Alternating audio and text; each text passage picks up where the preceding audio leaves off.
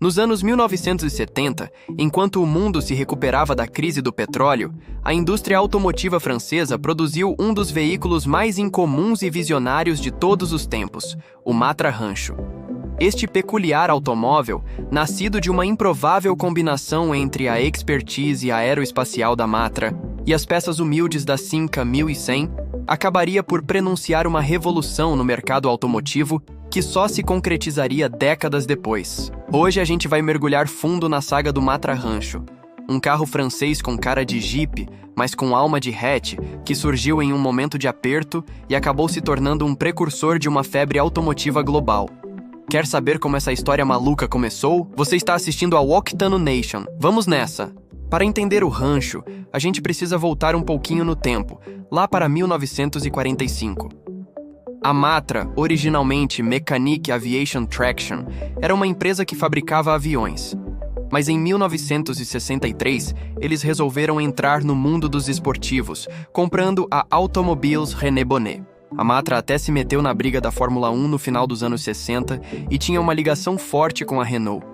Mas a coisa mudou de figura no início dos anos 70, quando a Matra vendeu sua divisão de automóveis para a Chrysler.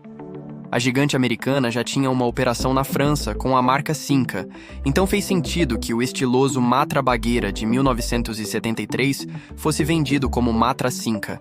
E essa pegada mais cool acabou respingando na linha Cinca. Inclusive, alguns dizem que o Cinca 1100 Ti, lançado em 74 com um toque mais esportivo, pode ser considerado um dos primeiros hot hatches da história. Mas aí veio a crise do petróleo de 1973, que quadruplicou o preço da gasolina e bagunçou a vida de muita montadora, inclusive a Matra. O forte deles eram os esportivos, e a perspectiva era de que a demanda ia cair feio. Precisavam de um plano B, e rápido. O Baguera estava fazendo um certo sucesso, então a ideia foi partir para outra parceria com a Cinca. Só que a grana estava curta, então o negócio tinha que ser algo que pudesse ser vendido junto com os outros Cinca, mas com um desenvolvimento baratinho. Foi aí que a galera da Matra teve um insight. E se a gente pegasse um Cinca e transformasse ele num tipo de carro novo, a cara da austeridade, mas com um toque diferente? Na mesma época, o Range Rover tinha surgido em 1970, botando banca como um off-road de verdade, mas com mais conforto que um Land Rover raiz. E em 73, a Cinca da Espanha mostrou o 1200 Campero, uma espécie de picape Cinca 1100 mais parruda. Era um projeto meio caseiro, mas com potencial. E a faísca acendeu. Por que não criar um Range Rover francês usando a base da picape Cinca 1100? A ideia era um carro mais leve, com uma carroceria de fibra de vidro e poliéster, a cara dos esportivos da Matra, e dispensando aqueles V8 beberrões que estavam assustando os compradores pós-crise do petróleo. A princípio, a ideia era usar a picape 1100 com tração nas 4 rodas, mas o custo de desenvolvimento se mostrou proibitivo. Mas a Matra tinha um trunfo na manga: o preço. Usando peças já existentes, o carro sairia bem mais em conta que o Range Rover. A equipe pegou os freios do novo 1100 Ti, o câmbio e o motor 1.4L maior do 1307. A inspiração para o formato? Talvez tenha vindo da van de entrega Cinca 1100 VF2, com aquela área de carga mais alta. Mas a sacada genial foi usar muita coisa da linha Cinca já existente. Para-brisa, portas, paralamas dianteiros e capô vieram direto do 1100. Mas a referência ao Range Rover era clara, com molduras na carroceria que disfarçavam as origens humildes e davam aquele visual mais robusto, para encarar um barro. A traseira alta até lembrava um pouco o futuro Land Rover Discovery. Por dentro, a lógica de reaproveitamento continuou. Bancos e painel vieram do 1100, uma estratégia que se tornaria cada vez mais comum para reduzir custos e baratear o carro. Mas para dar aquela sensação de aventura, os bancos traseiros foram elevados em 10 centímetros, graças ao teto mais alto. As picapes 1100 semi-prontas, com a carroceria sem pintura, eram enviadas da fábrica da Cinca em Poissy, a uns 200 km dali, para a Matra, no coração da França, onde essa mágica de falso off-road acontecia. E aí, no Salão de Genebra de 1977, a Matra apresentou ao mundo o seu veículo de lazer multiuso, o Rancho. O carro claramente mirava no Range Rover de luxo da British Leyland, com um logo Matra Simca com letras parecidas, aquele visual robusto e uma porta traseira dividida. Para reforçar a imagem de aventureiro, as fotos de divulgação mostravam o Rancho em situações off-road, com modelos que pareciam estar saindo da cidade pela primeira vez na vida. Tinha até a opção de um guincho elétrico e, mais útil, um engate de reboque. Os clientes podiam pedir faróis extras na frente, que só funcionavam com o carro desligado. Um detalhe raiz dos off-roaders de verdade, mas que acabava deixando a água entrar e enferrujar o chassi. A Matra e a galera do marketing da Chrysler até davam a entender que o carro tinha habilidades off-road, mas nunca afirmaram que ele era um jipeiro de verdade. Afinal, era só tração dianteira. Mas o argumento era: quer um off-road completo? Vai lá e compra algo mais caro. O Rancho custa menos da metade do preço de um Range Rover. Para ser mais preciso, era 20% mais barato que um Land Rover e bem mais confortável por dentro. Não era um carro para escalar montanha no fim de semana, mas esse nem era o público-alvo. Era para quem queria acampar, levar um barquinho para o lago, e recursos como protetor de cárter e maior altura do solo davam conta de estradinhas de terra esburacadas que botavam medo em carros comuns. Nisso, ele lembrava um pouco o Citroën 2CV, que já fazia esse tipo de coisa há anos. Mas o Rancho adicionava um nível de conforto e um visual off-road inédito. E era prático. Com os bancos traseiros rebatidos, o espaço de carga tinha mais de 2 metros de profundidade e com a traseira alta, o porta-malas chegava a 2.200 litros, quase o tamanho de um Range Rover e maior que muito carro moderno. No teto, a Matra colocou um rack em parte para aumentar o espaço, mas também para disfarçar a altura extra da carroceria, que de alguns ângulos podia lembrar uma van de entrega. Uma comparação que a Matra não queria nem um pouco. A imprensa teve opiniões divididas. Alguns viam o copo meio vazio.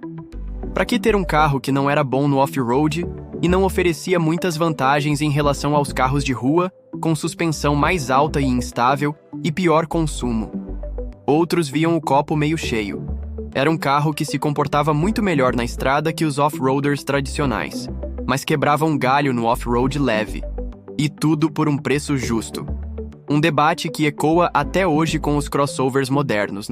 Alguns achavam o carro meio lento, principalmente por causa da aerodinâmica sofrível. Mas outros achavam que o desempenho era ok, graças ao motor relativamente grande e à carroceria leve. Acertar a dirigibilidade de um carro assim não era fácil. Se fosse muito macio, ia balançar demais nas curvas. Se fosse muito duro, ia ser desconfortável na terra. Mas muitos jornalistas da época acharam a suspensão na medida certa. Podia custar metade do preço de um Range Rover, mas não era exatamente barato em comparação com os carros normais.